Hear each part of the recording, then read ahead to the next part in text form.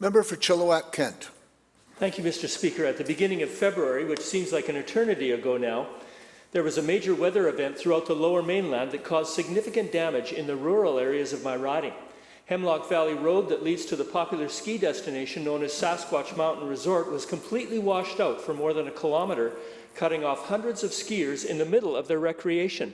Just north of Harrison Hot Springs, Trout Lake Creek jumped its banks and made a detour down Rockwell Drive, destroying the road and trapping residents. The response to these local disasters was extraordinary. Resort staff and local Hemlock Valley residents made sure that everyone had plenty of food and a place to stay. Supplies were flown in and some tourists were flown out by helicopter. Emil Anderson Construction began working immediately, and within 3 days, and that over a weekend, they had the road open to alternating traffic. A couple of days after the Rockwell Drive disaster, local residents gathered to talk, and I went to meet them. Rockwell Drive was impassable. I had to walk in. Heavy equipment was everywhere, and Emil Anderson was once again working quickly to restore the road as well as the area's potable water. I found resilient people reaching out to help their neighbours, and I reached out to government on their behalf.